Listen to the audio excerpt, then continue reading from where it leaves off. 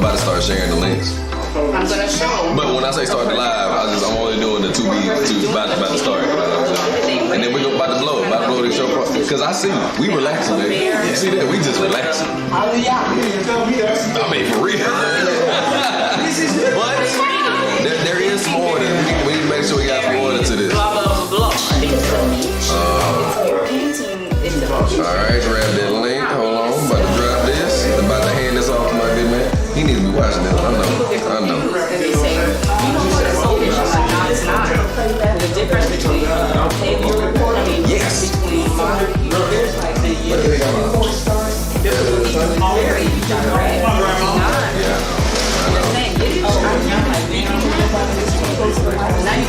Say so crazy, right?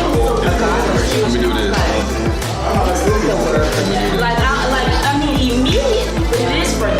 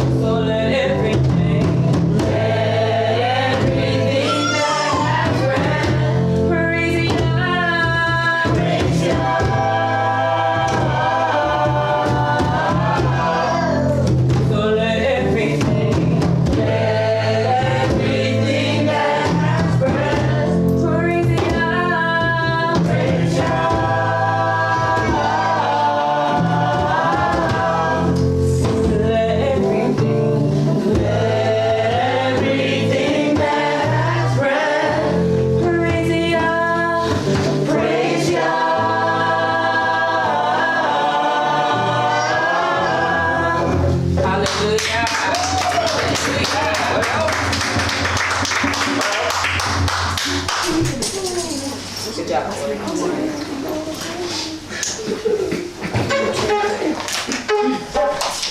That Hebrew sound good. Well, I copy it from church. Your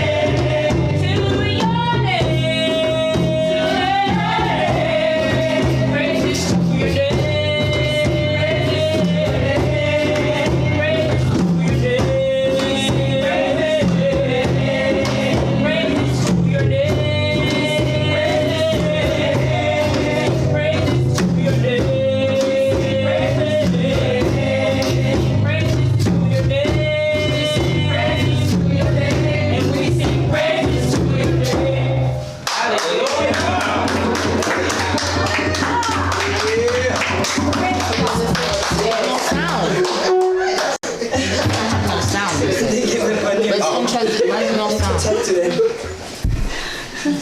We just talked about They said there's no sound. There's no sound? What? Is it volume? Where's that water at? But for the online. Right, that's what Donnie's saying. Y'all just check. Here, let's stop the transition. I'm good. All of y'all.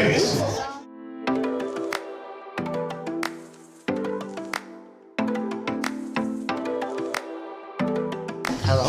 Yeah, it should be it. It should be working now? Yeah, can I hear it? Well, I'm in transition back now. So we go live, we should have for me. She said all good, thank you. Hallelujah. Okay. Yeah, so it was that. Yeah.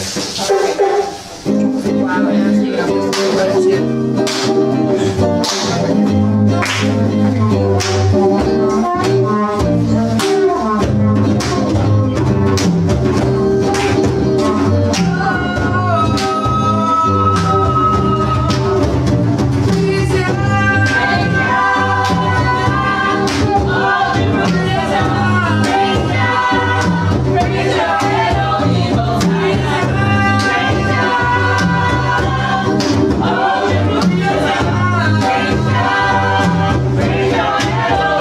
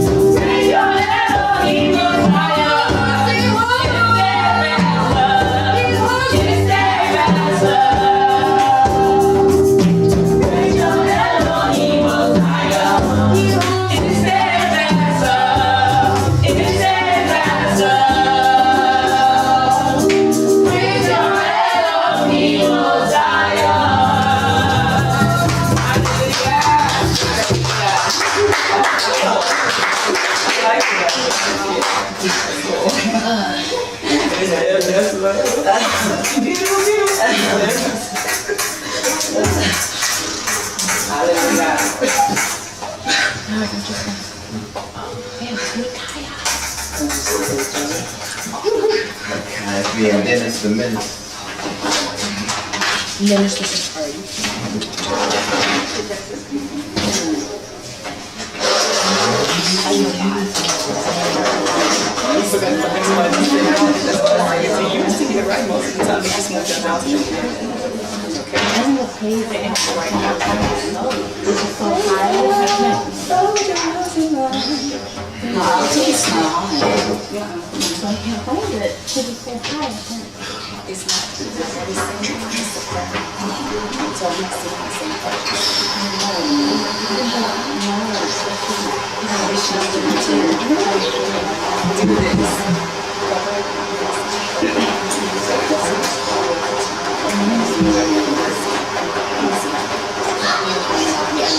You'll find it.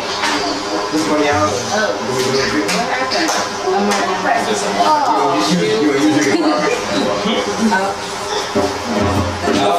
That's too expensive. That's a big one.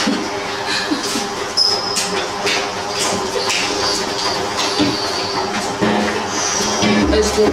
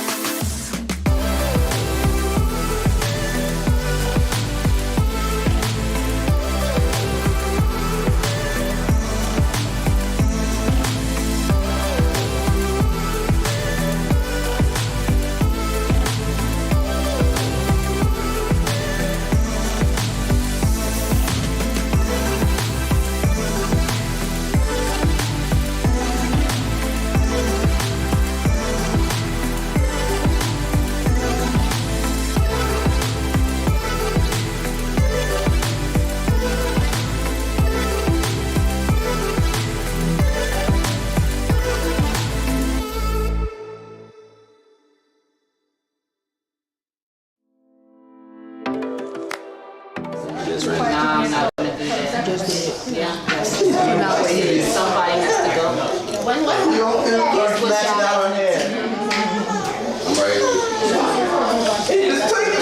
We gonna record this? Don't worry about it. Like, you want me to, I can cut it out. No, it don't matter.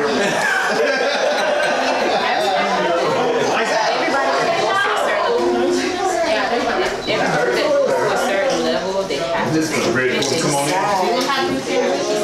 He did already. That's why you see those people that jump in one hit wonder. I'm ready for the YouTube. That's what he said. YouTube, bro. Twitch. Twitch. Hang on.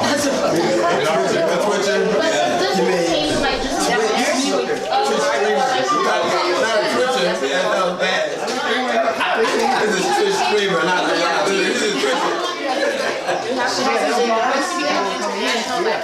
I think I remember. Okay, so there's nothing in there. I know. And now, I know they have to sign. Excellent. What? Yes.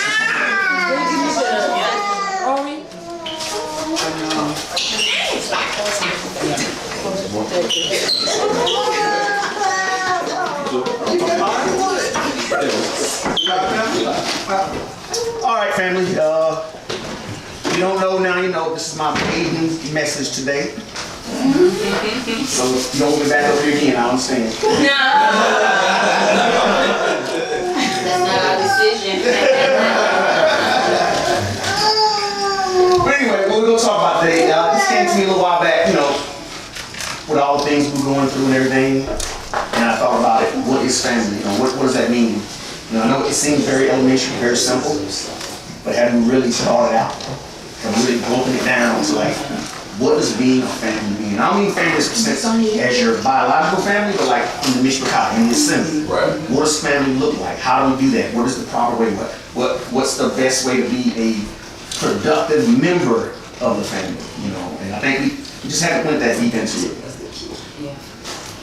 So, you know, we always throw it around, you know, we are Mishpachah, we love each other. But, you know, what does it mean? But before we get into all that, you know what it is? Yeah. And go. We are learning to walk in obedience to the Torah together, building Allah and Amba from the Ab to Yah and Ruach, Yeshua ben Yahuwah. All right. We're going to touch a couple of those things. Yes.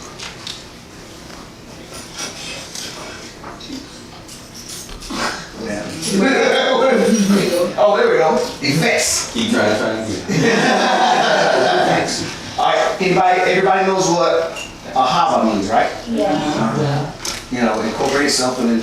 How does it incorporate itself in a family dynamic? Like, how does love come into this assembly? What place does it have? Go for Well, it. I think that when pretty much when like okay, so love when it comes into the family dynamic, that means that you care for each other and that you love each other, and that means that you cheer each other up when you're sad or when you're angry, and you make sure that everyone in the family is together and they're happy and that they all love each other. And when you say love each other, what does that mean? That means that they care. That means that pretty much they care for each other and that they would help out each other whenever they need help. Gotcha. Help each other when we need help. Anybody else?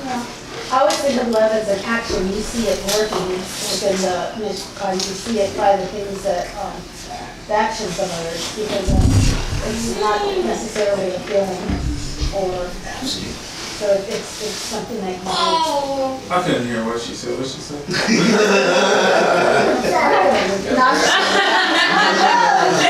love that show you love.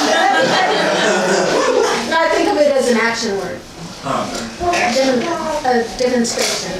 Because you can always tell somebody, I love you. But Ali and I had this conversation just this week.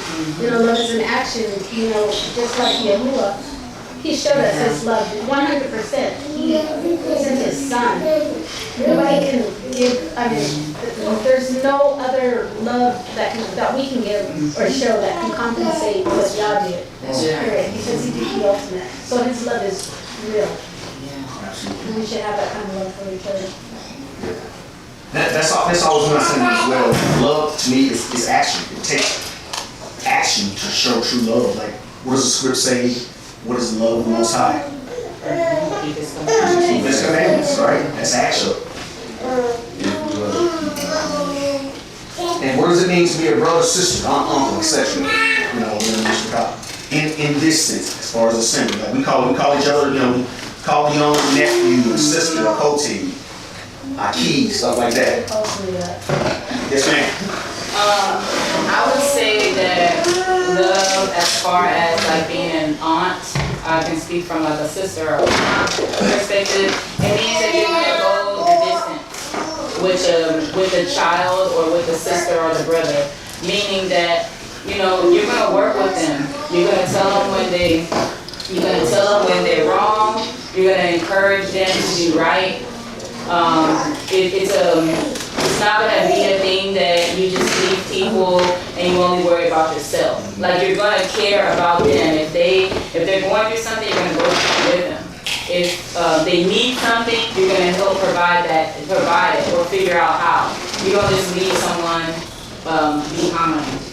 You know, whether it be spiritually, physically, you know, whatever that the need is, you're trying to meet that need. That's to me what a sister would do, or what an aunt would do.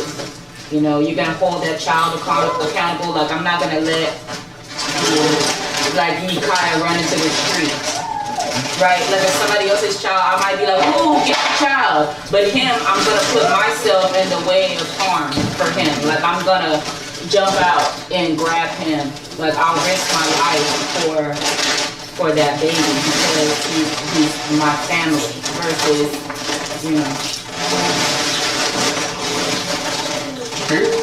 Accountability, being accountable for each other.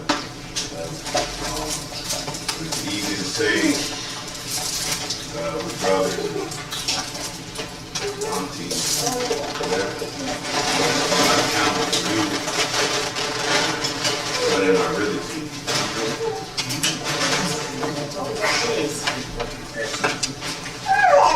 Anybody else? Go ahead, Tex. Okay, so pretty much, what does it mean to be like a brother? Pretty much for me is pretty much saying, I guess, caring for each other. And when someone calls you brother, it should give you this responsibility that they think of you as an older figure or as someone that they can trust. And it should make you think, oh yeah, I should be responsible and that I should care for my brother whenever he's hurt or when he's sad or when he's not feeling good. And that I should be able to entertain him when he's bored and make him happy. Alright. It's a child. Excellent. Being a brother to me is caring for my baby sister. For like, if my mom gets taken away or my dad is somewhere else, and Uncle or an auntie or someone else, I have to care for her until they come back, or I feed her. Change that Yeah, toxic people. That's a perfect answer. That is. What Matt just said, he's showing that, you know, he probably didn't understand this until he had his little sister. Now he understands what true love is. He's like, I'm going to do anything for this little person who's my sister. He's like, if they not here, I got to take care of her. Yeah. And that's coming from how old, Matt? 10? Yeah. 10 years old saying this. He's like, wow. So that's a total perfect vision of what love is. And a lot of good words, caring, making me happy, buying me Xbox games, like Tex was saying. But like y'all said, two things that really made me think. Accountability, that was a big one too. And do y'all think we give unrealistic expectations on one another? Yes. Like what? I expect all of you to be able to fly. Go ahead.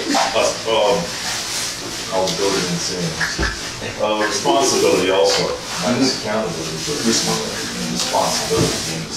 And that's what I've been giving an example of too. Responsibility. Right. Exactly. You didn't have responsibility before, but now it's being that big brother, or even us in the having responsibility to, be there. So that you call on me. I said, oh no.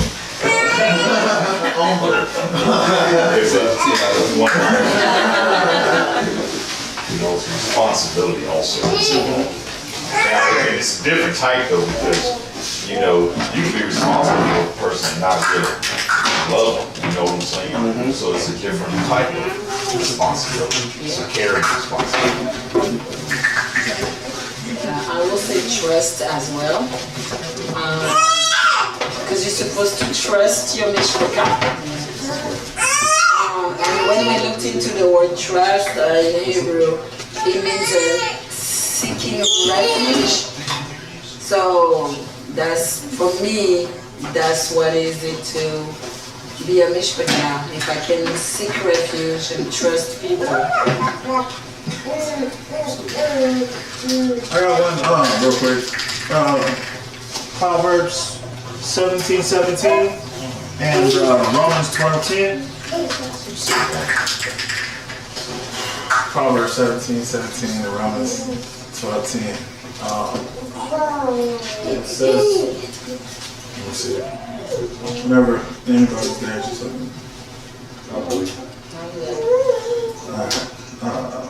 I'm not even there. Okay. A friend loveth at all times. Are we not at KJV? And a brother is born for adversity. So, your friend's gonna be there, they're gonna love on you and everything. And your brother and you may not get along all the time, but that's gonna be somebody that's gonna have your back when times is tough, when it's rough, You have people who you believe are your friends. We all have those people who we call our friends, and they say that they love us, and then they'll end up leaving. When times get bad. Your money could be up. Book of Sirach tells us about that. Where our money could be up, we could be at the highest point, and once we get low, then what happens? They disappear. But your brother's not going to do that.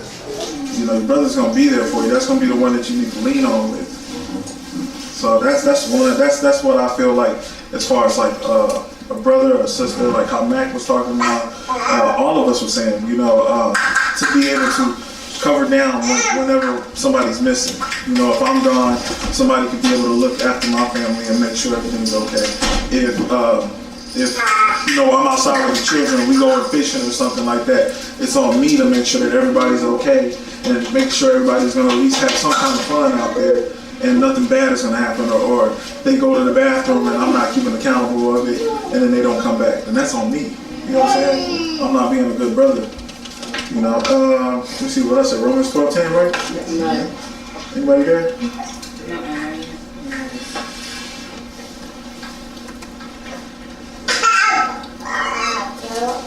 I'm gonna start.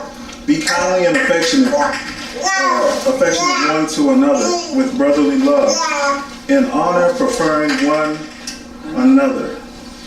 So basically, in this one, it's like saying, when I'm honoring you, I'm going to overly honor you. Like, I'm going to make sure that I esteem you high because you're my brother.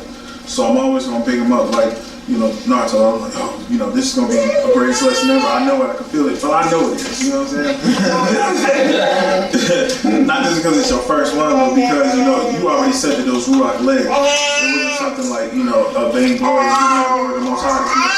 He had put something in you to be able to put it out and give it to others, so we can be able to eat off of this word that you about to give out. You feel me? So it's something for us to keep esteeming each other and lifting each other up, because we never know what could happen if they were they're down, and you could say something to lift that brother or that sister up. The word here that they use preferring. So that means that I prefer to be with y'all versus preferring to be with the people on my job, preferring to be with some other friends that I might have out there in the world. I'm gonna prefer to be amongst my brother and my sister, my mishpachah. I'm gonna prefer to be here, not choosing to be somewhere else, not choosing to spend my time. When I do have free time, I'm gonna choose to be with y'all. I'm not gonna choose to say, y'all get in when you can. I'm gonna do that to the outside. I'm gonna make less time for the outside, but I'm gonna prefer, my preference is gonna be to choose y'all, not outside. So that word right there just kind of stood out. Can I use New World Translation? Absolutely. Go ahead. Right. So what verse? The same one, 12:10. It says, in brotherly love, have tender affection, in showing honor to one another, take the lead. That's the New World Translation. What's the last part say? Take the lead. Take the lead? Oh, wow. So I was looking at it's talking about brotherly love, have tender affection for one another, honor. So the honor part, the honor, to esteem or honor someone is the big thing. Me, I've been in the military for a while, so honor is a big thing for us. It reminded me of that scripture first when you pulled out Mishlei 17:17, right? Okay. When it's talking about born for adversity. I mean, that's interesting. Israelite mantra. Yeah. You're born. Like I was born to be here for you. I was born to rock with you. Yeah, Like like that situation. That's almost essentially what I'm. So like any kind of adversity we supposed to go through. This is we're gonna make it through. We gotta make it through. We have no choice but to make it through. If you wanna, because we know what the commandments are, right? He said we went over this morning. When she had said all of the prophets, all of the Old Testament, right? All of the Tanakh. The rest don't need to, but so in other words, if we got to deal with the second part, which is there's going to be obviously an intersectionality with that. I know that's there's going to be intersection. You got to deal with the adversity. That's a part of love. That's a part of making it to the kingdom. You know what I'm saying? You got to. That's no way around it. Man, I said, man, let's go ahead and close it up. Told you to be quick. But going back to what I said earlier about unrealistic expectations, like, is it realistic to expect, because we're family, you're supposed to support any and everything I do? Support any and everything. So I see script like this, you should see it that way too. No. If you're not, we're not family. You know, that's what I mean by unrealistic expectations. And for example, like even in my own family, you know, I won't say who they are, but you got family members that want to go out and what's that? We're gonna try to guess.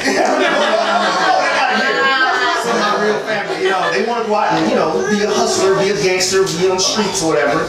But when they get locked up, where my family at? I thought we was family. We told you not to go out and do all these things. You know what I mean? So then they want to come rescue them. You know what I mean? They, well, I thought we was family. My own brother. You know, and that's the excuse I get. Oh, your brother, dad wouldn't help you out. But we told you not to get out there in the streets doing what you was doing. So they weren't acting like family by not listening. Right. Co-sign the sin. Exactly. Co-sign that sin. And I do that because now I'm a partaker with you, and a real family member will tell you right. Exactly. And you don't even want that for them anyway. If you really love somebody, you don't want them to be in sin with you. Exactly. Like, we're not supposed to hold hands and jump in the fire together. So, even like you were saying earlier, I guess a couple of you said accountability.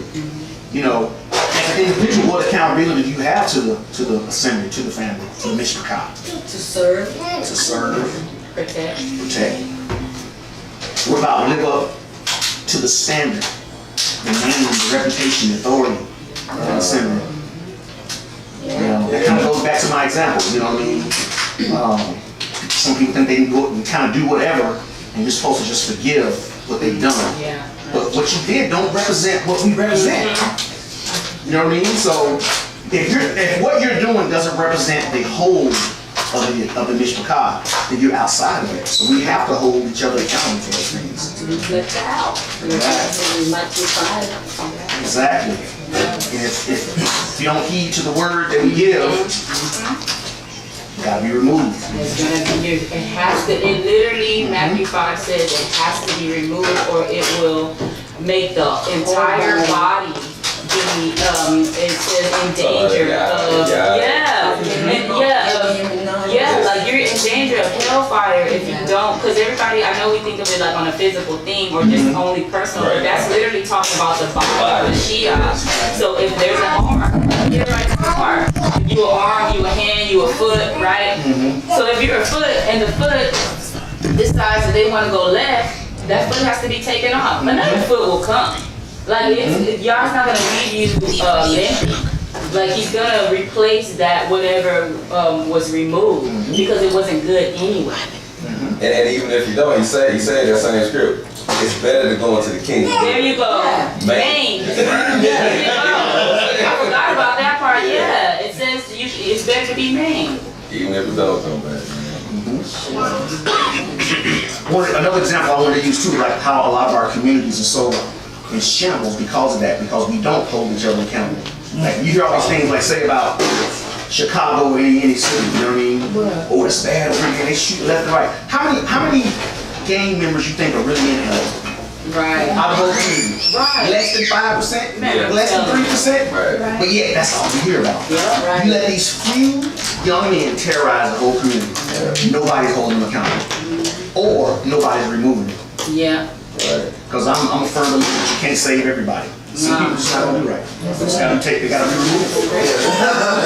Take them out? No, I just not what I mean. I mean, they gotta go to jail.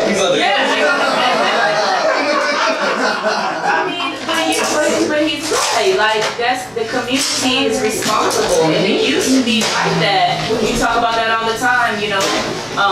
I used to when I used to get off the bus, like the whole neighborhood knew you got in trouble at school before you even got home. They'd be like, "Ooh, I heard you did this at school." You're like, "How?" But everybody was holding that child accountable. Like you wasn't letting. You were getting snatched up before you even got home. Like somebody was taking care of it. But now we got into a society where it's like it's not your child. Don't correct my child.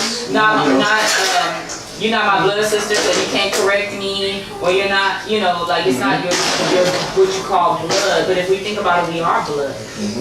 We just may be distant, but it's still the same blood. And that's thanks for reminding me, I was gonna say the exact same thing, because I always heard stories, my parents always told me too, the same thing.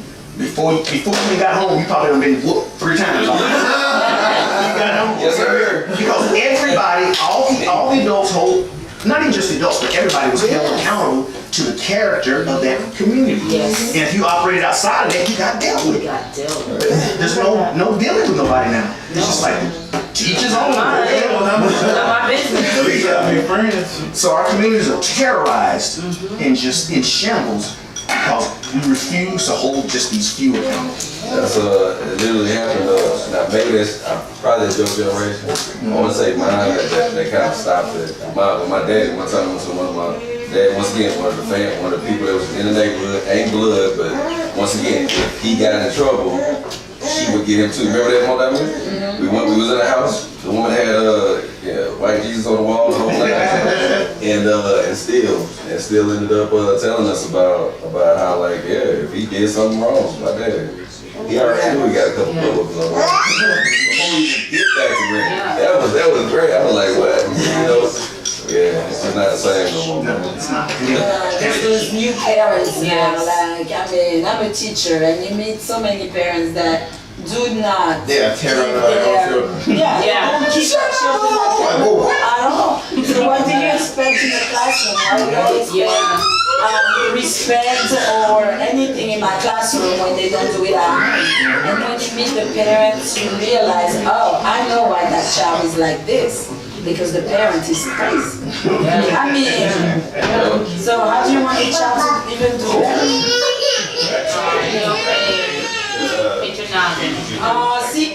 See Uncle Ori didn't do his job. Go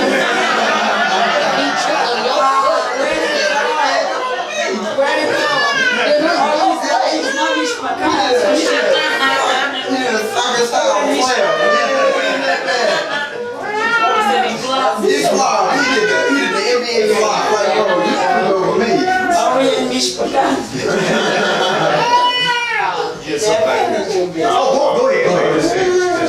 Back in the day, I was looking out to see if you had the authority to Yes. work on kids. Kept the kids in mind. I got my hand several times spanked in school. Like, I mean, it was done. Like, you didn't even have to get a whooping when you got. I mean, you got doubled most of the time. But at school, they would take that ruler and bam across their head. They can't do that no more. And that was going on until I was in 3rd grade. That people were still getting paddled at school. Teachers will lose their license. Yeah. I was thinking some of these teachers crazy. Some of them. Again, that's when people cared. Well, that's when people cared too. Yes, So now we're talking about people that are in the system that don't really care about their children. Yeah. But we talk about in our communities.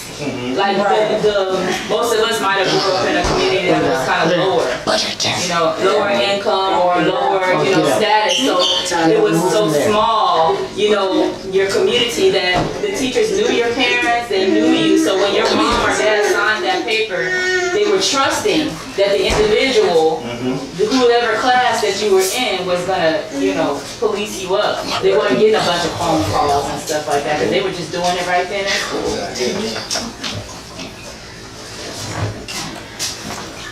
Good stuff.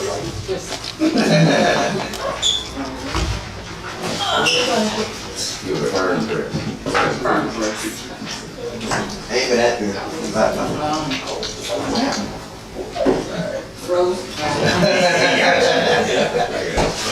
All right, so then we just look this up here. We're gonna break it down a little bit. Gotta be, what's that first one? Yeah. Olive. Kind, oxen. What does that mean? Like, no oxen, of course, but kind. Is that like basically like a cow or something? Yeah, it is a cow. A bovine.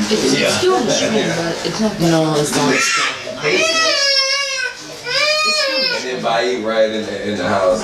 I mean, the interesting thing about this is what website, y'all. Now, when you type in family, what we've been talking about this whole time, this is what you get. Type it up at the top, you see it? And then at the bottom, boom. You get a left and you get Baid. That was very, doing research on this. And this is what you end up getting. A couple words that stood out there was prison and dungeon. What is that?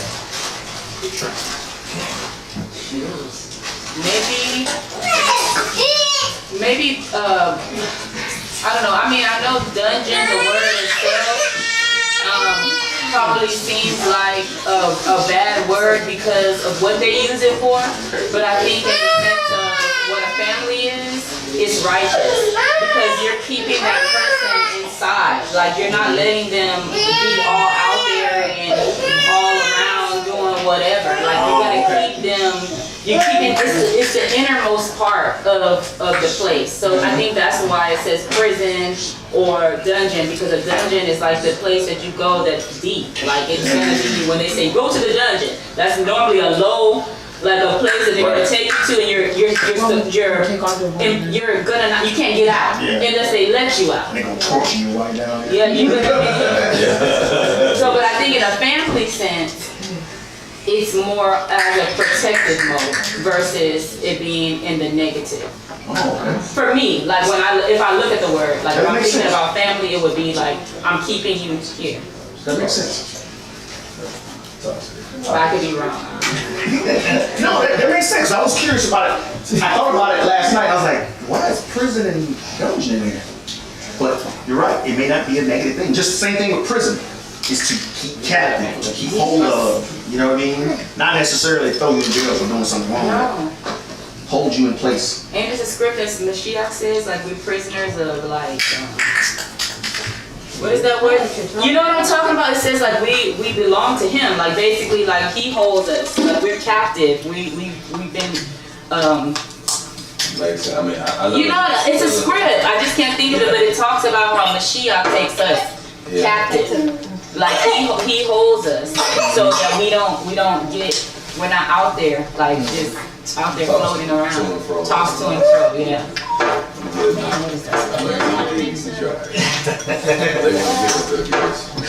People can't float. That like what mom said. It's like a family. It's Let's speak with your outside voice. Can't hear you, Jess. You speak up. So what I think is that like mom was saying, she was saying that Yahuwah was trying to keep us away from like any temptation, and I was thinking that maybe that's what like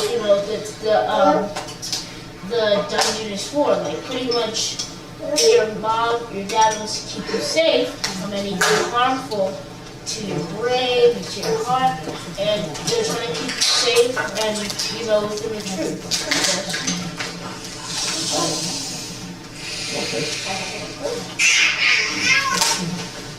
And this breaks down even further.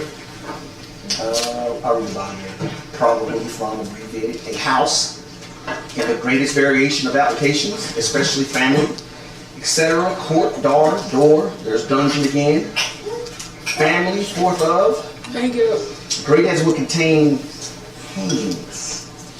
That one kind of threw me off too. Hangings.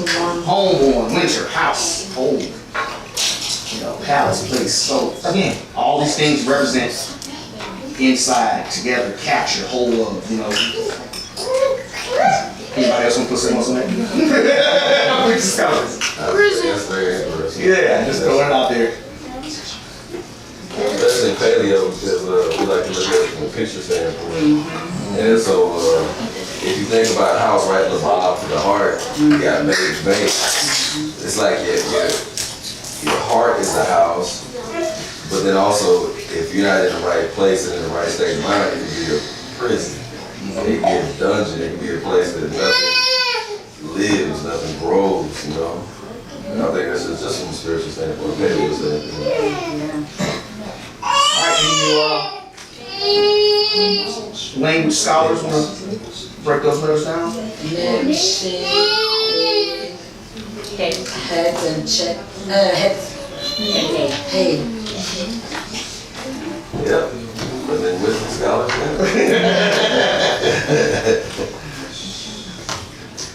You got it. Oh, Mr. Bakar. That's Mr. Bakar, Yes. man. Alright, Strong's definition here. A family, circle of relatives, figure here, class or person, species, or sort by extension, or tribe, or people, family, kind. And one thing I was going to say about that is all the words down in the definition, it all represents like something that's together. It's not random per se. It's not like a random group of people thrown together, a random thing. When you say kind or species for animals, all those species have something in common. You know what I mean? Yeah. And us, as far as being Mishpachah, what is our common thing? What is it like? Our belief, our faith, Mashiach, keeps us all together. I think it's interesting too that you got. If y'all see it, I don't want to jump in there. Go for it. It's like you have Mishpachah in the sense of people, right? So it's about people or like a nation. But then you also got Mishpachah in the sense of your tribe, your local tribe, your local it's smaller, so you can't necessarily. You can't just necessarily say that somebody's not necessarily mishpachah. You can say that they're not in your tribe, I guess. You know, they're not, but you can't. They're mishpachah. They're Hebrews. Like you can't take that aspect away. They're Hebrews and they're Israel. They're mishpachah. They're of your kind. You know, so. Just thought that was very interesting looking at it, because I know a lot of times in a westernized mindset we like to get in our feelings, and we can't get in our feelings on this one particularly. I'm not discounting feelings. I'm saying we can't get in our feelings on this one. Yeah. So can't you have? If you could look at it like that, I mean, that's in a broad sense. It's broad. So yeah, I mean, mishpachah broad, but you can also have mishpachah tribe. Right.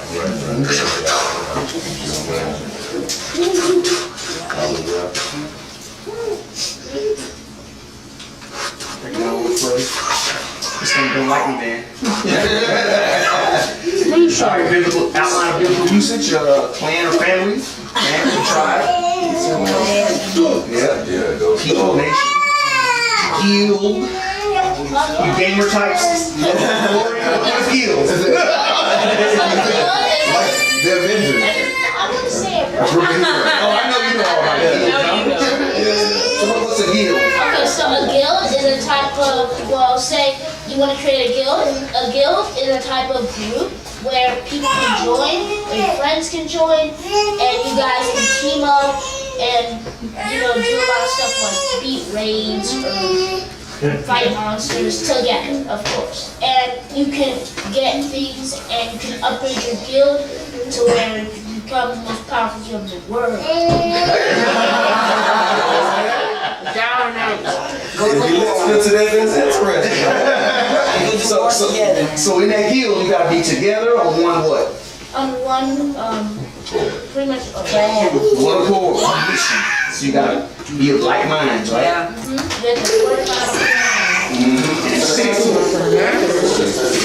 So let me ask you this. If somebody doesn't stick to the plan of the guild, what y'all do?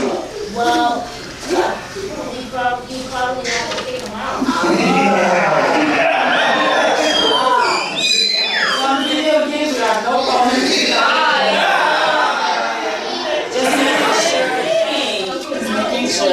Either you can kick them out or you can try and help them out and see like, oh yeah, is there like something that you need, or do you like need like a new weapon to like be able to help us out or something?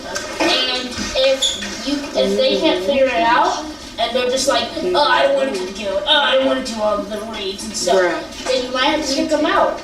But you can try to help them out as much as possible. Violence is never the option. It sounds like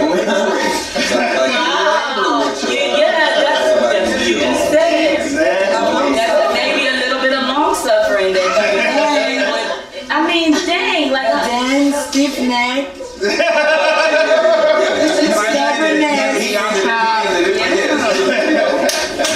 You know, it's probably not even proper to talk about. Remember that? It's been several years back. That little video clip that was out. Leroy Jenkins. Remember that? But it was a gay.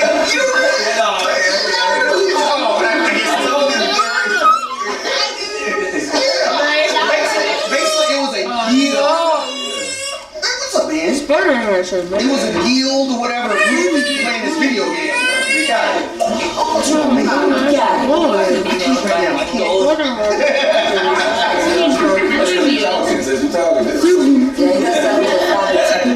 Anyway, they show the video game on the screen. And they're trying to do some mission. Do you know this?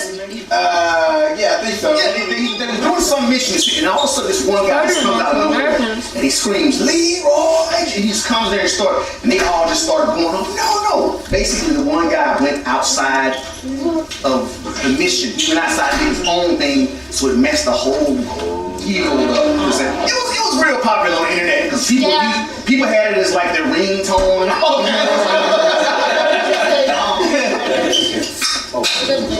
The world of internet.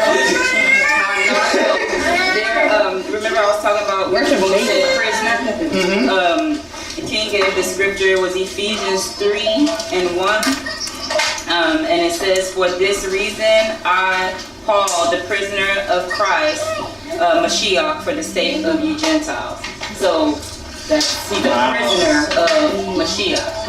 Yeah, so that's why it is correlated with family. Gotcha. Yeah, Ephesians 3:1. Perfect. Also Ephesians 4:1 says, therefore I, the prisoner of Adonai, implore you to walk in a manner worthy of the calling with which you have been called. Oh, okay. That's interesting because I read those words, like I said, they stood out before, and in our mind, with the Western mindset, I'm thinking negative. When I hear prison, I'm thinking negative. When I hear dungeon, I'm thinking negative. But right there in a positive light, because if I'm your prisoner, if I'm Mashiach's prisoner, that means I'm what? I'm in total submission. Yeah. You see what I'm saying? Only he's feeding you. Only he's giving you water. Only he's the only one that can get to you. Yeah. And then he break what I said we're seeing right now, just like you're part of his family. Yeah. You're secured within his family. You're secured within that clan, within that whatever you want to call it. Yeah, the house. Man, absolutely. Man, that's pretty deep. You're prison boss. I never knew that said prison. So That is very interesting, yeah. Wow. I see what y'all mean by we teach us that we learn and by teaching. Oh, yeah. Alright, here we go. Alright, let's break it down. Take a minute to see what y'all get from it. All of that. That's why I like this approach, man. I like the approach of going over it, talking about it, and then what you see in the paleo versus just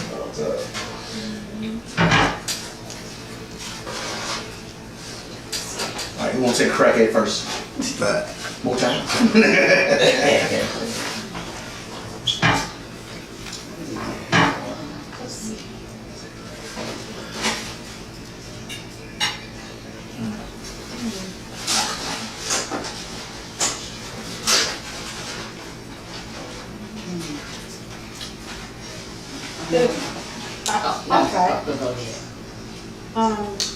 I'm kind of scared.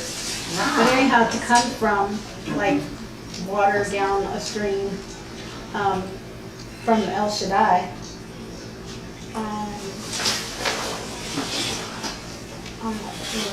family, because the word is family, so to come from, I'm going to still say El Shaddai, and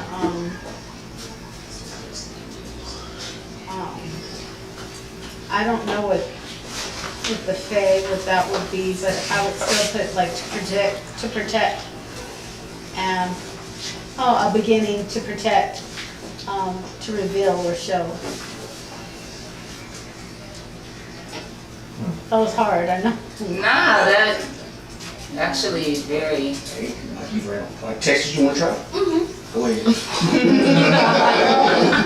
To come from El Shaddai, to come from El Shaddai, to open a chamber, to reveal. That's good, because I had a dream with the inner room, that we're in an inner room, that protection. Man, so that fits prison. Oh, yeah. A chamber from within, something that's fenced off or within, and then it's revealed only by opening it. So, that's pretty deep. Oh, go ahead. Oh, my bad. You got this one. You got something different? He's all trying to A little bit. I had the mighty El Shaddai. The mighty El Shaddai is opening the chamber to reveal. Dang, yeah. I guess, there's really no wrong. Remember we were talking about how does the symbols all mean something? We can all read the same thing in paleo. Say it a different way, but we're saying the same thing. Same thing. Yeah, basically. But everybody was pretty close. I like it. Separation that is revealed here. I was close. Everything is 2 words. I mean, it's like I said, it's like hearing the same thing from different perspectives. So it is. Excellent. So to come from El Shaddai, a beginning, a separation that is revealed, or however you want to see it. All right, got some script. Gonna back some of this stuff up here. But it's gonna be scriptless. I know y'all was thinking it. We knew. What's script at? There we go. Yeah, we were just, that's what we said. All right, Texas, you wanna read that? You shall not hate your brother in your heart. You shall in any wise rebuke your neighbor and not suffer sin upon him. You shall not avenge nor bear any grudge against the children of your people, but you shall love your neighbor as yourself. I am Yahuwah. Ye shall guard my statutes. You shall not let your cattle gender with a diverse kind. You shall not sow your field with the mingled seed, neither shall a garment mingled with linen and woolen come upon you. Good job. When I first started looking at the script for this, I was trying to find something related specifically to family, like the breakdown of family, what a family is. And I didn't find a whole lot, but I thought, there's so much about how to treat your brother, how to treat your neighbor. So I'm thinking, so shouldn't that still apply to family? Absolutely. Yeah, absolutely. Well, actually, during line-up's time, we read Leviticus 19. We started at 11. And it tells you like all the things that you're not supposed to do to your brother. And I thought it was interesting here too, like it tells you what you shall not hate your brother and all that, how to treat your brother. I am Yahuwah. And then he goes straight into like guard my statutes. You should not let your cattle tender with diverse kind. I said, why is it put with that script like that? And it goes back to like how we're not supposed to let certain things mix in our families, in our groups, in our assemblies. Certain things you just can't let come into the midst of the assembly. Bad doctrine. Bad attitude. Because it's gonna be messed up, and everything that they do in the physical is also in the spiritual. So when we read this, we can look at Mashiach. And whenever we see this, because you come into the family, you're coming from, just like the definition we just read, Most High is doing this, bringing you into this place. So you better not be mingling that with nothing else. You can't mingle that with no other doctrines. You can't be a commandment-keeping Muslim. You can't do that. Like, you can't be a commandment-keeping Buddhist. You can't be a harlot, but just saying your wife. I mean, these are all like things that don't mix. And you can't do it, and you can try to mix it, but then it's gonna mess up your whole family. It's gonna mess up. It's gonna taint the whole inner part. I know a lot of our people now are really trying to get into this whole earthly, feminine spirit thing too. I see a lot of that going on. Like you could petition to me at the bar. I'm like, oh,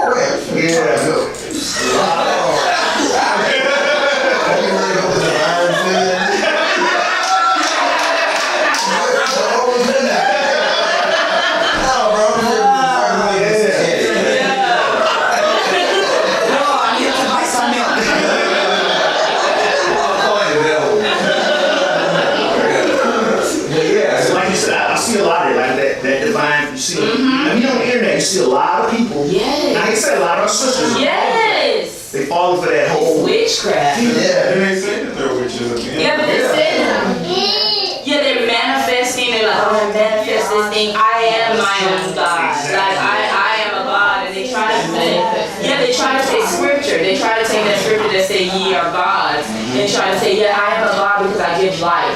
That's where you get that feminine. But they believe that they're like, I'm the giver of life. I house life. Therefore, I am a God. Like they say stuff like that because they take the scriptures and they mix it with what you call it, divine feminine. They mix mix it with Egyptology, basically, and make it. And what's that board celebrities put up? Oh, vision, the vision board. Where they put things they want. Yeah. Bring it into their I didn't realize how many people are into it. Even the great Denzel Washington is into it. You know what I mean? Denzel Washington. Spirit took over him for one of his roles. In Glory. Yeah, he said, I couldn't have done it. Yeah. I said, I could have done it. He said, I'm like, I'm all. that's the same thing Halle Berry said. She said, Sasha Fierce or whatever, but she said that when she played Dorothy Dandridge, which was a really good movie, Dorothy Dandridge,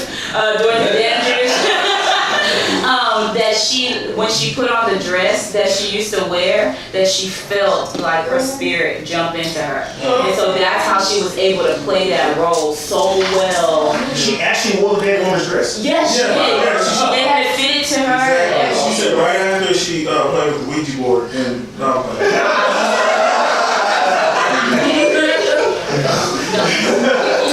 That's crazy. But that just goes to show, man. And a lot of stuff seems so benign.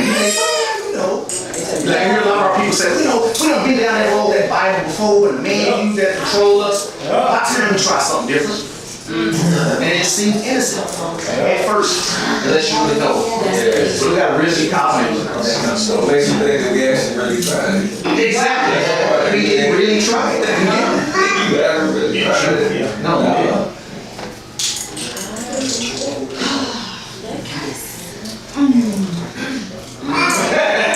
What we got here? Seems very familiar, right? Because you probably not aware of this. A lot of women talk about a little bit of this. Okay. Yes, we did. This is what we went over during Hebrew. Wow. We gotta get the Hebrew classes going.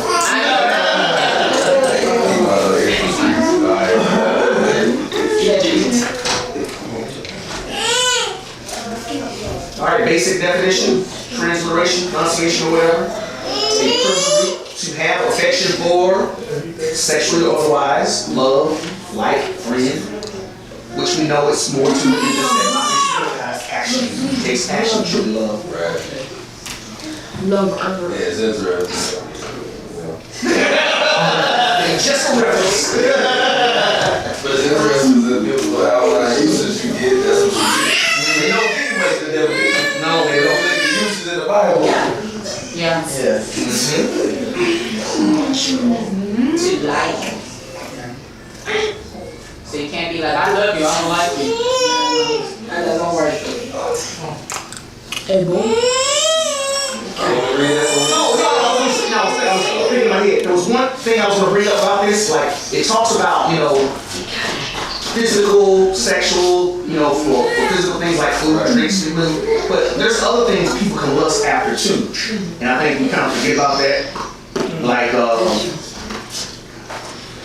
what is it? Like power, affection. A lot of people have things that they're missing in their lives. So they attention, they crave those things. Or praise even. You got some people that they like to hear, oh man, you're great. Oh, that's so wonderful. Oh man, you just, oh man, you're a man of God. Oh man. They crave that and they go after. So a lot of people might use it, they might say stuff like, money don't mean nothing to me, this and that, but you might be lusting for other things. Friendship even. You're right. It's like taking something that's the Most High supposed to, that's good, but then corrupting everything, right? I know about the people always talk. At least at the job, I feel like and people money is group all these. The love. So go back to what you just not said. It's not, you taking something that's supposed to be good and wholesome, but the heart, man, the heart is crazy what people, man. So this is why those people with those strange addictions can love a car or a tree, because look at the definition. It's you can love anything. You can love food. You can love sleep. You can love drink. Yeah. But it would be better for you to love wisdom. Right. See how you get down to the end and it's like you can love all those things. Righteousness. Yeah, But righteousness. You should yeah. love righteousness. We should, and it goes back to what we just started talking about, right? We're doing now. I mean, y'all put it up. I mean, accountability is a part of a love that you're supposed to have for your family. You get it? Y'all said it again. Accountability is supposed to be the type of love that you have for your family. I know we go through this, you know what I'm saying? We get it, but I'm wondering that hopefully everybody's just picking up the connections, you know what I'm saying? That's right there. And put it together in their mind. You know, real talk. Yeah, so script. Yeah, I got a script from the NIV, 1 Corinthians 13, 4-7. I was doing 1 Corinthians 13 for love. Love is patient, love is kind, it does not envy, it does not boast, it is not proud, it does not dishonor others, it is not self-seeking, it is not easily angered, keep no record of wrongs, love does not delight in evil, but rejoices in the truth, always protect, always trust, always hope, always persevere. And so this embodies what a family, in my opinion, this is what a family's supposed to be, you know, dishonoring each other, self-seeking, keeping records of what you did wrong today and what you did right today,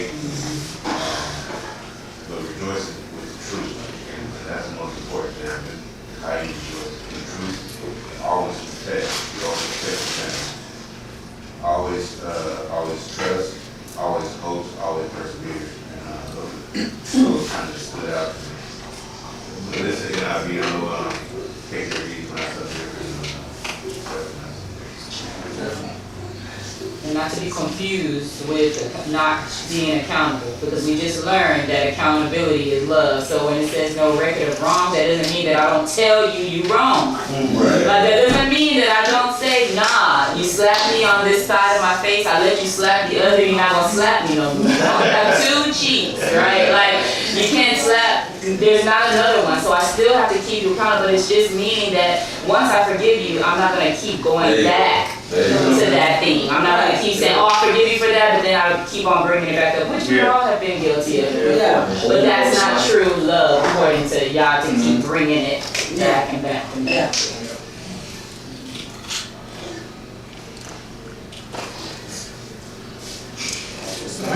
Get out of these.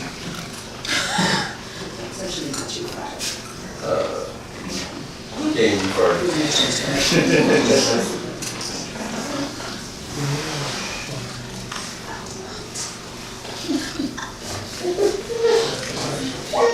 He didn't hear you. Now you just stay.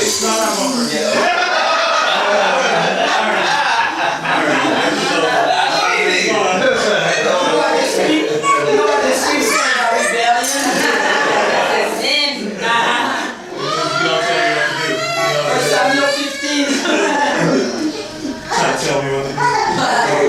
This is Yah's house. I feel really good. Go for it, Texas. You got it. Teach to show the house. Teach to show the household.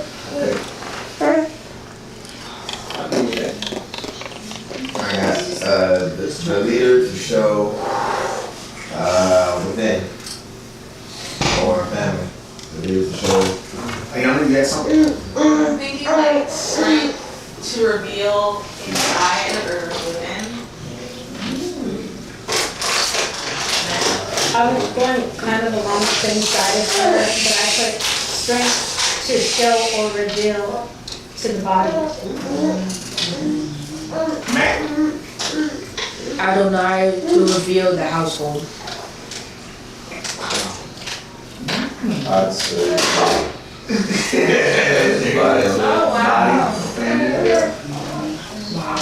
Strength that is revealed to the family. Love is strength. Love is true. Exactly. Amen. That's amazing. It's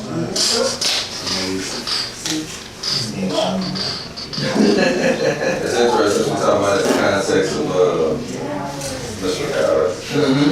The context of Mr. Picard. It's interesting that that's kind of the definition that everybody knows. I'm just saying. It's almost a spiritual thing right now. Exactly. And I say true love is our strength. Yeah. Not this fake touching, feeling, squishy. Yeah. That Disney love. This is all it is.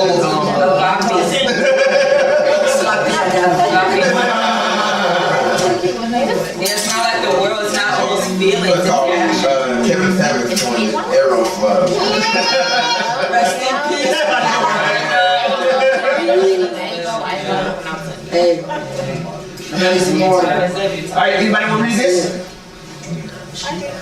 Go for it. Thank you. If there be therefore any consolation in Mashiach, if any comfort of love, if any fellowship of the Ruach, if any affection and mercy, fulfill my love, that ye be like-minded, having the same love, being of one accord, of one mind. Let nothing be through strife or vainglory, but in lowliness of mind let each esteem other better than themselves. Look not every man on his own things, but every man also on the things of others. Let this mind be in you, which is also in Mashiach Yeshua. Now, in hearing that, there's one word that comes to mind when I read this. If you could sum this up in one word, what would it be?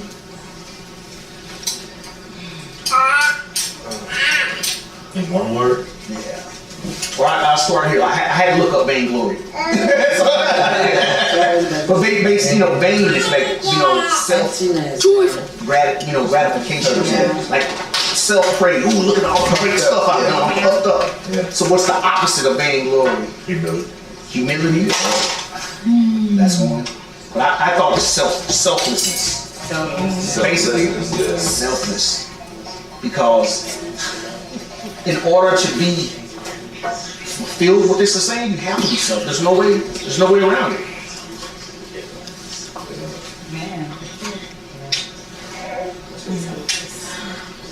Anything else? You can't do that. You can't hold on. You have to, in order for you to gain something, you always have to lose something. So you have to replace pride with humility.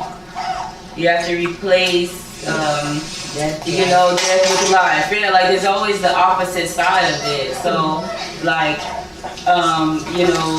being not high-minded, being in meekness, in lowliness of mind. Like you have to replace that because it's either you're one or the other. You can't be saying that I have all this pride, but then also I'm humble. No, you can't. It can't be both. It has to be. Salt water and what? And fresh water. Yeah, it doesn't cross. Yeah, You said there's a cost. There's a cost for everything that happens. You want to lose weight. What's gonna be the cost? You gotta stop eating. Never.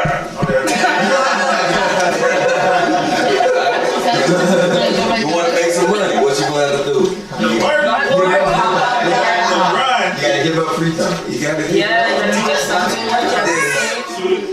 I think that was scientific. You know what I'm talking about? The idea of every action.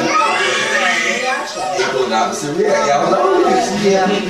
That's just how it works. I know the manifestation thing. Manifest, whatever. It's not real, man. Reaping and sowing. Yes, that is what it says. By the sweat of your brow. You in the program. This is life. Yeah, if you do it any other way, then you'll cheat. That's what the scripture says. If you try to do it any other way, then what? If you try to do anything any other way, then you're a thief. Like you're a robber. You're trying to take a shortcut. Like you got all these commandments. I don't know if y'all seen that picture where there's a guy who it's all these commandments. and the person has a leg, one down by the first commandment, and then they try to take the leg and stretch it all the way to the last commandment without taking the steps. Like you could just skip. Like you could just skip steps. It's a picture. It's floating around on the internet somewhere, but it's a picture where it has all the commandments, and then it has a person standing there with their legs like trying to stretch, like they're trying to skip over like all of these steps. You know, yeah. So you want the end, but you don't want to do the work to get there. But you ain't gonna make it to the end. You gotta miss the kingdom.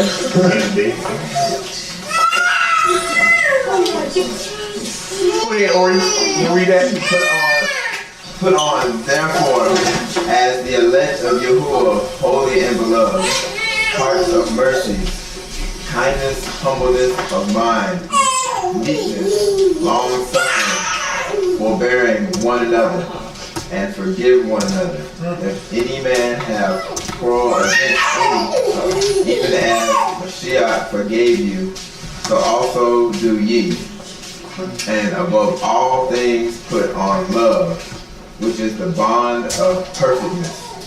And let the peace of Yahuwah rule in your hearts, through the which also ye are called in one body, and be ye thankful. Let the word of Mashiach dwell in you richly in all wisdom, teaching and admonishing one another in psalms and hymns and spiritual songs, singing with grace in your hearts to Yahuwah. And whatsoever ye do in word or deed, do all in the name of Adonai Yeshua, giving thanks to Yahuwah, the Father, by him. Sounds familiar, just like the previous slide. Like-minded, led by the Ruach, under Mashiach, Yeshua. All right.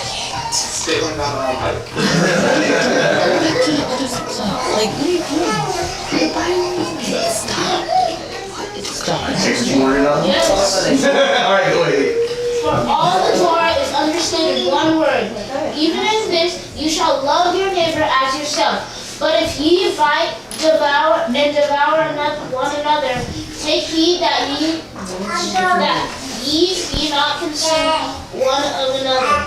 This I say then, walk in the Ruach, and ye shall not fulfill the lust of the flesh. For the flesh lusts against the Ruach, and the Ruach against the flesh. And these are contrary the one to the other, so that ye cannot do the things that ye would. But if ye be led of the Ruach, ye are not under the Torah. Led by the Ruach. That first part stood out. For all the Torah is understood in one word.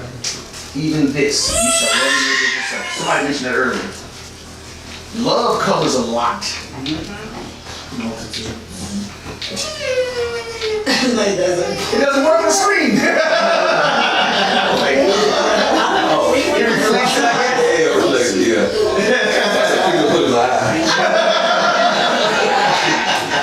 Matthew 22, right? What we read earlier. Where it says that it all falls under the Torah and the prophets. Love the Most High with all your mind, your soul, your heart, and love your neighbor as yourself. I think it finishes up by saying, on these hang all the law and the prophets. All the law and the prophets. Everything. Everything under those two things. I mean, under those two, but the common denominator is love. And you can't do one without the other. No. We think that we can go ahead and just think that we hold it down, but if you got hatred in your heart for your brother, it's a wrap. You know what I'm saying? That's not work. Impossible. Vice versa. You know, you can just love your brother, but not really love the things of the Most High. Come in here and serve, and be the lunch lady type, or I was just lunch man, whatever. Yeah. But then go home and just or work or whatever other places, and just be acting all whatever, talking like whatever, talking about things act like, you know. Yeah. Man, what he said, like, that reminds me of that first church that we went to when we met. I was a small church, but a lot of people work over there for the fellowship, right? They just love, you can see they love the people or whatever, and you see them at church doing all those stuff, right? Serving and all that. Yeah, and then you go to their house and Most High is nowhere. He's nowhere. Like you don't see anything about the Most High. They don't talk about scriptures. They don't like nothing. And I was like, that was weird. I call it being at the club on Saturday. Yeah. Yeah. Then you go to church on Sunday. Yeah, that was the rule. But that was the rule. Like even in the house, you stayed up late, but you were gonna get up for church in the morning. Like I mean, and you take that. We talked about that maybe we didn't learn stuff in church, but we learned, because I can't remember stuff that the pastor said when I was young, but I remember what my mom said, and that was always the rule. So as I got older, I always kept that. So while my friends we go to the club at night on a Saturday, the next day, I was still going to church. I wasn't missing. They were like, oh, no, I don't, and I'm like, nah, I don't care if I go in there dragging. Like, like that was my salvation. So, you know, that was, to me, that meant that I was doing what I was supposed to do. You know, I saw a video with Kirk Franklin and his wife, and they were sitting in the car, and he was playing a song from oh my gosh, can't think of what the guy's name is, but he talks about being a vibrant thing, talking about a woman, right? A Q-tip. Yeah. So they had that song playing in the car, and they were glorifying it. Like they were like, yeah, like in the car. And I'm always interested at the comments. Like I'm always want to see, what do the Christians say? What do we say? Like, you know, what are we saying about this, right? Like, how do we read this? And sure enough, when you go through the comments, man, people are like cheering them on, saying, man, I love seeing this because this shows that we as Christians are down to earth and that people think we're so uptight, but look at this, I love this. I love, that's my favorite song. And yeah, it's just like it's a love. Well, he's wearing makeup, so it's like. Oh, well, right. But I'm just saying, like, they see him as a staple of what Christianity is, and even the fact that he has shared so much of his story of flaws that he's had coming up, so people connect with that.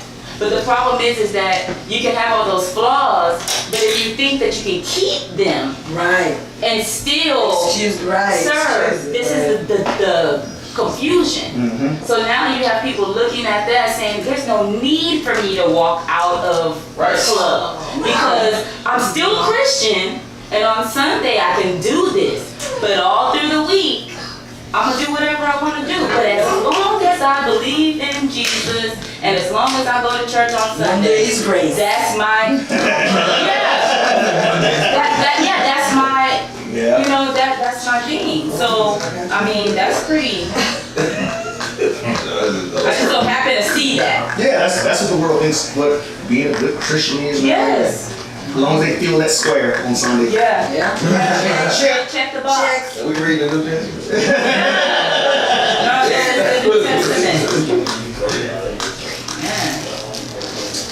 This is the last scripture. This is what I always fall back on. You know, always remember this. But the fruit of the Ruach is love, joy, peace, long-suffering, gentleness, goodness, belief, meekness, temperance. Knowing script.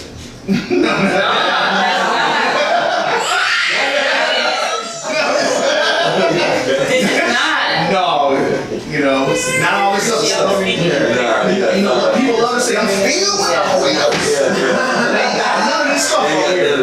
That has nothing to do with it.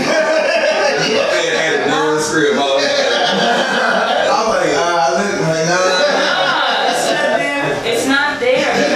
To know him as an action. Exactly. So you can know all the scriptures all day, but if they're never applied, then you can't get Galatians 5:22. I know that. Yeah, man, this dude knows the script. Exactly. And his mishpat. And his minions, yeah, they know the script because that's how they go and accuse. That's how he's the accuser. Because he knows the script, trips you up, and then he goes and tells the father, that one that you said, look at him. Look at what he's doing. Look at what she's doing. But I thought you said, wait, hey, the rule is, if she continues down this road, she's mine. Right? So, like, he knows the script. He knows what it says, but even he knows that he doesn't abide by it. Scripture talks about they fear and tremble, right? Yeah. Of course they know the scripture. Yeah, they know. And guess what? They fear and tremble as well. I got nothing for you. Sometimes I listen to some of Dick Gregory's old videos. He's a little out there. Like he said, you'll never get meaner looks than if you go into the church. You get some of the meanest looks from people. Some of the most meanest, hatefulest people at church every Sunday. That's when you're invited, Pastor. But anyway, against such, there is no law put in place. And they that are Yahushua HaMashiach have crucified the flesh with the affections and lust. And what does that mean? Have crucified the flesh with the affections and lust. Yeah, Mashiach, we have Mashiach been through. There's a script that talks about he's taking on every temptation that we've been through. I said he was on us nowhere. Everything that we thought we've been through, he's already been through. Yes. So if that's the case, he took. He knows. If there's anybody that knows how to follow after, make sure that you are not living after the flesh. Oh my goodness, that's Mashiach all day. Took time for people. Love people. Did he have to rebuke? He did it when the time was called. But then he loved that person afterwards. Yeah, of course, you had how many? Whatever, woman that went. That one right there ain't it.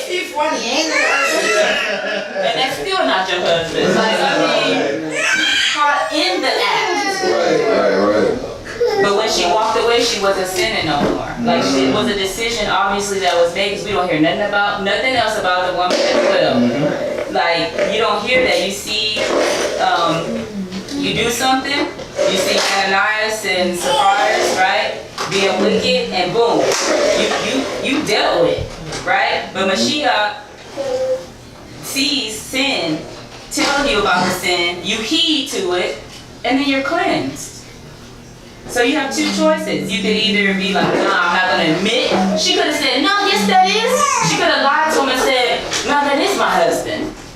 You know, technically. He's gonna be. Yeah, he's gonna be. Right? Like, she could have said that. Yeah. But I mean, do you? I cannot recall of Mashiach talking to somebody and the person was answering. Like talking back at Mashiach. So I mean, he healed folks. Like you know, there was situations where he tell them they were sinning, don't forth and sin no more. Yeah, but to say that that's not something we're gonna do. Like if you think that you're gonna be in front of Yahuwah and then he's gonna bring back everything you did and be like, well, technically, you know. Like you're gonna be on your face, and you're gonna ask, you're gonna repent, you're gonna have forgiveness. Like I don't see us being like, oh yeah, well you know you don't understand, really. Yeah, you had the Pharisees and Sadducees, bro. They were doing that thing, and he was also slapped. We read about that not so long ago, but I mean, these are people who obviously were enemies of him. But if you talk about people who believed in him, people that believed in him and wanted to touch him, stuff like that, that's not different. I'm genuine about it. What's the one Pharisee that was that really wanted to just know about? It's John 3, dealing with what's his name? It's not the one that went out to the Nicodemus, right? Yeah, he's a Pharisee the whole time, but he had a heart to actually want to know, or tax collector that wanted to know the things of the Most High, not try to to trip him up or anything. Yeah. Yeah. Yeah, he's just trying to figure it out, not trying to trip him up. Right. That's the difference. He wasn't trying to be a stumbling block. He was just, but the Pharisees were always trying to trip him up. They knew that he knew the word, but they were trying to always throw in something to be like, ain't he in sin? Isn't that sin? Or isn't that like, knowing good and well that every time they sin, there's a reason behind it. They were trying to expose him in front of the people and show that he was flawed like everybody else. It's basically what they were doing. Well, isn't this wrong? And then they were always whispering. You know, it was always a plot. You know, so that's not. You see, I can do it in the head very quick. You had something, Shabir? Yeah, one thing that you don't notice is, I haven't read in here how many women try to, some women are trying to power, right? Obviously, had a lot of power. But we don't hear about that, but we have modern day pastors, even in the walk, who have that power, and they know they can finesse these women. Yes. But you don't hear about, and I know he was tempted, because you say he was tempted with everything, right? So we don't hear that. We hear him rebuking everything. Oh, even if you think about it, you already sinned. So the fact that he verbalized that is like, that kind of like put like a shield against all that stuff. I haven't seen the script yet. Women were trying to, we hear rumors of how he may have had a wife and this and that. You don't hear about women like throwing themselves at him. No. He's out there just, they said he was rumored to be a drunkard, but never lusting after women, lusting after flesh. He was never really drunk. Just a slight buzz. Wine bigger. Slight buzz. Slight buzz, that's all. You know, but that's true. What Shabir said, we actually talked about that before, me and we were talking about the temptations, because we know that he was tempted at some point, but like we don't see that. We don't see that women were like throwing their bodies on him and trying to do lustful things, and we know they were around. There's nothing under the sun. Like they were around, but you don't see that there was some type of there was a power that he had that was pure.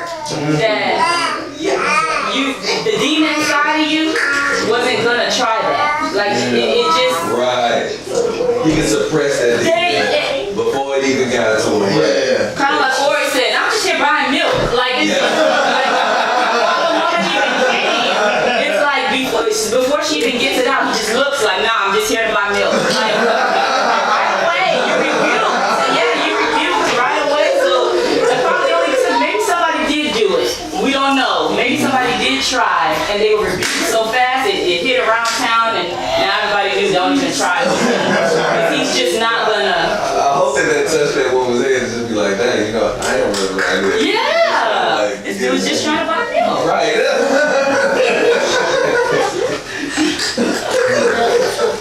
And he heard from the divine, they're like, Well, if there's nothing else, Oh man. that concludes the discussion. Appreciate y'all giving me the opportunity to lead the discussion.